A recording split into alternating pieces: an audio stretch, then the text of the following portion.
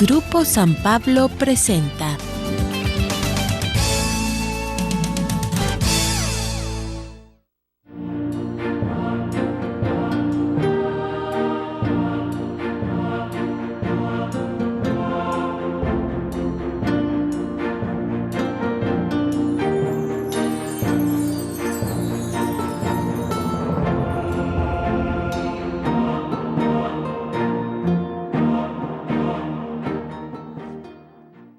Se está viviendo una tragedia actualmente en la humanidad, pero particularmente en México. Es una tragedia creciente que implica un verdadero sufrimiento moral, espiritual, emocional, físico, mental. Es un sufrimiento tan grande que provoca que la gente se suicide. Y de esto lo que es muy triste es que el grupo más vulnerable son los niños y los que empiezan a ser adolescentes. Y es tan alarmante esta tragedia que actualmente, ya en este año 2019, la segunda causa de muerte en México es el suicidio por bullying o acoso escolar y familiar. Y ese es el tema hoy en Ver y Creer, que hemos querido desarrollar este tema en atención a tantas personas que están sufriendo y no se sabe qué hacer. Y con la idea también de salvar vidas, de evitar que un niño o un adolescente se suicide porque está en la indefensión total y ya no puede seguir viviendo en este mundo. Así que sea usted bienvenido, gracias por estar con nosotros, gracias por acompañarnos en Ver y Creer. Recibo con afecto a Diana Servín. Diana es asesora de Deloitte International para la elaboración del protocolo anti-bullying. Ella tiene un máster en asesoramiento educativo familiar por la Universidad Complutense de Madrid, avalada por la Universidad de Navarra. Bienvenida, Diana. Gracias, muchas gracias. Gracias por la invitación. Recibo también con afecto a Jorge Luis Ortiz. Él es máster o tiene maestría en educación y también maestría en filosofía. Por una parte, Jorge Luis Ortiz es docente y entonces conoce muy bien todo este asunto del bullying en secundaria, preparatoria y en universidad. Y además, como filósofo, conoce muy bien el comportamiento humano y la manera de pensar. Bienvenido, Jorge Luis. Gracias, Roberto, muy amable. Gracias a ustedes. Si es horrible la tragedia, ¿o estoy exagerando, Diana? No, definitivamente son números alarmantes los que se han presentado. Nuestro país es, de hecho, en Latinoamérica el primer lugar en donde se sufre de bullying y por lo tanto nuestros números son muy altos. Del total de suicidios en México, casi el 60% corresponde a problemas de bullying. Y según buscaba yo información, para el próximo año 2020, ¿será la primera causa de muerte en México? Lo más seguro es que sí, porque va incrementándose cada año. Estos números que yo estoy dando tienen 3 años y cada año va incrementándose más, según el INEGI y la OCDE. Los profesores que van a las escuelas a dar clases, de pronto tienen que meterse en esto, ¿no, Jorge Luis? Porque sus propios alumnos empiezan a sufrir, el rendimiento académico baja, y el profesor tiene que intervenir, ¿o no es su responsabilidad? No, sí, a ver, es que depende del momento. Hay un momento que antes era el terreo a la salida de la escuela. Entonces, se escapaba del fuero del maestro. Ahora, si sucede dentro del colegio, si es preparatoria, donde hay menores de edad, secundaria, o dentro del campus universitario, es parte de las responsabilidades de la institución. Y ahora, si además sucede dentro del aula, entonces ya es parte de responsabilidad del maestro el poder detener en algo la agresión. Pues si tú le entras al juego, no estás cooperando. Si te haces el oxiso de yo no veo nada, no estás cooperando. Y a veces la responsabilidad también es por omisión. Lo que está pasando también es que es importante que las autoridades en cuestión educativas permitan que los papás lleguen hasta cierto límite y los que tengan que estar arriba sobre la educación en el colegio son las autoridades del colegio. Los papás tienen que llegar hasta cierta puerta. Lo que ha pasado también es que es muy fácil que los papás en esa sobreprotección no reconozcan que los hijos tienen errores, y es lo más lógico. Verán, en casa se educa, en la escuela se enseña, que es muy diferente. Claro. El término. En casa se forma Así en la es. escuela le das contenidos académicos. Exacto. Y los papás están pensando que todo se va al colegio, que son los que educan, los que enseñan, los que forman. Y el momento que se presenta un problema con un profesor o con un compañero, nos cegamos como papás y decimos, mi hijo es mi tesoro, él no hace nada malo, él no puede cometer errores. Y se van al ataque con los profesores sin tomar en cuenta qué es el bullying, porque hay que educar a los papás en saberles expresar qué es el bullying. En el bullying existe, por expresarlo con 2 palabras en español, una víctima y un verdugo. Sí, verdugo. Si quiere, llámele agresor. Y se establece una relación horrible, la relación entre el verdugo y su víctima. Y es una relación de todos los días. Y es una relación que no conoce final. Vamos a presentarle a usted información que buscamos para tratar de definir esto que es el bullying. Mire. El bullying o acoso escolar se define, según la Organización Mundial de la Salud y la ONG internacional Bullying Sin Fronteras, como toda forma de intimidación o agresión física, psicológica o sexual contra una persona en edad escolar, sea niño o adolescente, de manera reiterada y de forma tal que provoca temor, tristeza y daño, ya sea en una víctima individual o en un grupo de víctimas. Se tienen identificados 7 tipos de bullying. Psicológico, que consiste en burlas persistentes que lastiman la autoestima y en amenazas que provocan sensación de temor. Social, consiste en difundir rumores sobre la víctima, ignorarla y segregarla, aplicando la ley del hielo, lo que provoca aislamiento y soledad. Verbal, implica que la víctima sea amedrentada con palabras, insultos, apodos, groserías y burlas. Físico, agresión que lastima o hiere el cuerpo de la víctima mediante empujones, golpes, rasguños, jalones de pelo, patadas y hasta agresiones con algún objeto o arma. Sexual, consiste en cualquier tipo de comentarios, burlas, ofensas, amenazas o maltratos relacionados con la sexualidad, como sucede con las burlas conocidas como Show Me the Pack o Muéstrame el paquete, en el que el agresor levanta la ropa o baja los pantalones de la víctima para hacer burla, a veces con toqueteos o con sometimiento. Sexting, que ocurre en la difusión de imágenes o videos de contenido erótico o sexual para provocar la humillación del afectado. Y ciberbullying, es la humillación, amenaza, burla o difamación que se hace a través de las redes sociales en Facebook, Twitter, Instagram, Snapchat, WhatsApp e Internet. El bullying se ejerce también en el hogar, de padres a hijos y entre hermanos, y debido a que las relaciones humanas se aprenden en la familia, es consecuente que los niños se relacionen con los demás tal y como se relacionan con sus padres, y de la manera en que han aprendido de sus propios padres y hermanos a relacionarse con otras personas y entre ellos mismos. Lamentablemente, en México, los padres suelen amenazar con castigos y golpear a sus hijos, además de burlarse de ellos e insultarlos. Así, la imitación es la primera forma de aprendizaje, razón por la que, en la mayoría de los casos, los niños abusadores provienen de hogares con ambientes agresivos.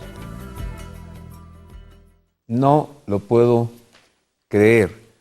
El agresor es agresor porque fue víctima de bullying en su casa, de sus padres, de sus hermanos. ¿Así es, Jorge Luis? Sí, uno aprende repitiendo el esquema que aprende en casa. Y en casa nunca me enseñaron a amar, sino a odiar el odio. En realidad aprendí a odiar. Si en casa no me enseñaron a respetar, sino a defenderme, lo que hago en la escuela es defenderme, pero la mejor defensa es el ataque. Entonces por eso empieza atacando. La palabra, el insulto, el apodo, el chisme, todo lo que estuvimos viendo ahorita, ¿no? En realidad es un reflejo de cómo se maneja la familia. Hubo un momento en mi experiencia docente en donde tuve que llamar a unos padres de familia porque su hijo iba a ser sancionado porque estaba, pues no propiamente bullying, era golpeando los anaqueles del lugar, ¿no? Y la respuesta que me dijo, sí, en casa no hay violencia, porque ella dice, ¿por qué este chico ya llega y le da una patada al mobiliario? No hay violencia. Bueno, ayer les di unos cates porque los regañaron en la escuela, pero hasta ahí. O sea, a veces no hay la conciencia de lo que estoy haciendo, no es educar, sino violentar la existencia de un hijo, de mi pupilo. Diana, decías hace un momento que hay una sobreprotección de los padres al hijo. ¿Te refieres al hijo víctima o sobreprotección al hijo agresor? Puede ser a los dos. A los dos. Te voy a decir por qué. Cuando el hijo víctima es también sobreprotegido, no estás permitiendo que él pueda salir adelante sobre una situación de bullying. Es decir, nosotros como padres debemos de acompañarle, envolverle en cuestión de amor, porque el ser humano fue hecho para amar. Sobrenaturalmente se nos dio el amor, el don del amor. Entonces, si ese hijo o hija no siente ese amor y ese acompañamiento, claro que no va a salir adelante. Pero si es, espérate, tú no hagas nada, chiquito, yo voy a la escuela y yo voy a reclamar por ti por cosas que todavía no sabes si son bullying o no.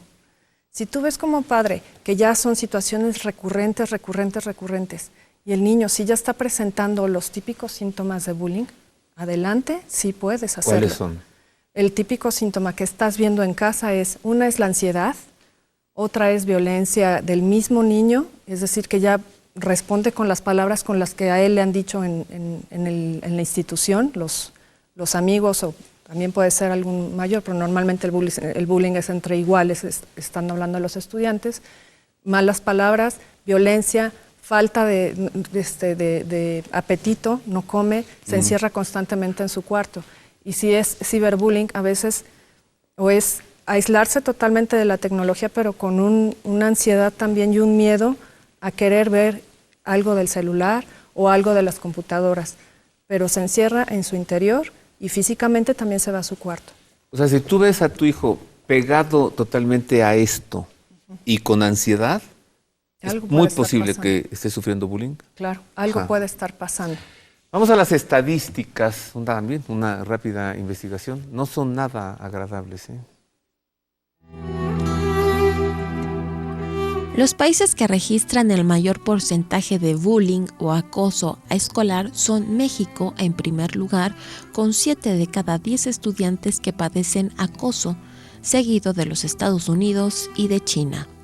Las estadísticas revelan que las víctimas de bullying son principalmente los niños y adolescentes tímidos, los más estudiosos y los que se están desarrollando físicamente, y que el 85% de las agresiones sucede en la escuela, que el 82% de los niños con alguna discapacidad sufre acoso en sus escuelas, que el 80% de los acosos no son reportados, y que el 60% de los bullies o acosadores tendrán al menos un incidente delictivo en la edad adulta. Con respecto al suicidio por bullying, las estadísticas son graves, pues muestran que actualmente constituye la segunda causa de muerte y para 2020 será la primera, aunque son muchas las familias que esconden la muerte por suicidio debido a la vergüenza social y a la culpa. Este tipo de suicidio ocurre principalmente en víctimas de entre los 15 y los 29 años de edad, mayoritariamente en los varones, debido a una mayor eficacia, porque las mujeres lo intentan sin consumarlo en la mayoría de las ocasiones, debido a que procuran que la forma de morir no sea dolorosa.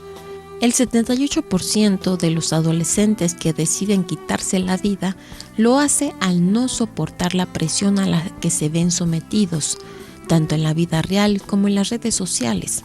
Las edades de los casos de los suicidas por bullying se centra entre los 13 y los 18 años.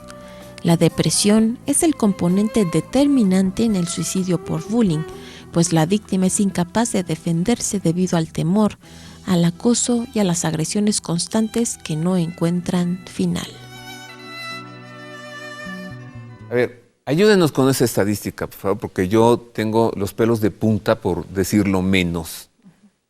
La segunda causa de muerte en México es suicidio por bullying? ¿Cómo es esta estadística? O sea, más que el narcotráfico. No, estamos hablando de niños de educación primaria y secundaria, a partir de... ¿Entre qué edades? Puede ser desde los 12, aunque cada vez se va incrementando más a niños más chiquitos, es lo triste, ¿no? Hasta jóvenes, más o menos como de 15 años, ¿no? O sea, entre 10 y 15 años de edad, la segunda causa de muerte de ese grupo de población es suicidio por bullying. Así es. Y para el próximo año será la primera. Desgraciadamente, sí, va en incremento. Se sale de la escuela, Jorge Luis. O sea, lo estamos viendo, ya está en redes sociales, en Twitter y todo. ¿Qué sucede allí? ¿Cómo se identifica el bullying allí en redes sociales? Hay que tener en cuenta algo. Hay que respetar las leyes y eso ayuda mucho. Si mi hijo de 12 años tiene Facebook, algo estoy haciendo yo mal como papá. Porque el Facebook tiene una edad mínima de 18. Porque como es un lugar, por decir un sitio, cualquier red social puede ser, ¿no? Pero es un lugar que está diseñado para ser red social. Entonces, un niño no tendría por qué tener acceso a estas redes sociales, y si la tienen. Decía Diana, es que algo están haciendo los papás que se les va. Si lo primero es, no se trata de hacer adultos antes de tiempo. El primer celular, la primera computadora que tengan ellos libre en su cuarto, debe ser a una edad ya moderada donde ellos puedan manejar esta información que pueden recibir o de la que ellos pueden dar, y de ahí se empieza a hacer el bullying, el ciberbullying, ¿no? Entonces yo sugeriría que las primeras computadoras estén en un lugar público, o en la sala, o en los pasillos, pero no en la recámara, porque ahí pierdes tu control como papá. Y entonces tú no puedes saber, y eso es lo peor, no sabes que tu hijo está metido en un lugar donde puede ser víctima de ciberbullying. O es agresor. Decían otra cosa ahí. O es agresor. También. O es agresor, sí. Porque pierdes control. Yo creo que el éxito de la educación en el antiguo régimen educativo era que maestros y padres de familia estábamos en un control de lo que pasaba con nuestros hijos. Esto es tan creciente y es tan rápido que me parece, pero ustedes nos lo dirán, que actualmente en las escuelas no hay personal adecuadamente capacitado para detectar y resolver un problema de agresión por bullying, que puede llevar al suicidio. Y qué desprestigio para la escuela cuando se dice que uno de sus alumnos se suicidó por bullying. Yo sé nombres de escuela, no los diré por caridad, créamelo, pero me dan ganas de decirlo, porque no supieron detectar y corregir el problema. Vuelvo con esto después de una pausa. Vuelvo también para identificar cuáles son los sentimientos, las emociones, los pensamientos en la víctima como para quitarse la vida. Y también en el agresor, cuál es la satisfacción que le encuentra en humillar y maltratar a una persona. Y también, por supuesto, que no se quede este programa hoy en la exposición del problema, regreso para conocer las soluciones.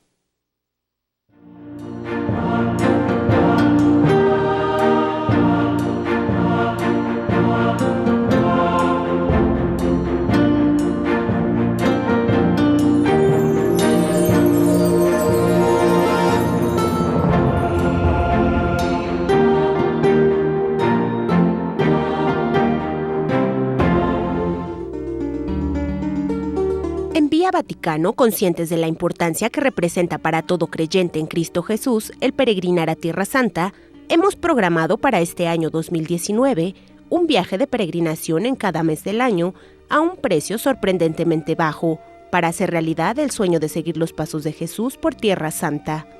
Seremos testigos del anuncio del ángel en Nazaret. En Belén aprenderemos de la Virgen María cómo contemplar y adorar a su divino niño. Renovaremos nuestro bautismo en las aguas del río Jordán y nuestros corazones reconocerán la voz de Jesús que aún resuena en el mar de Galilea.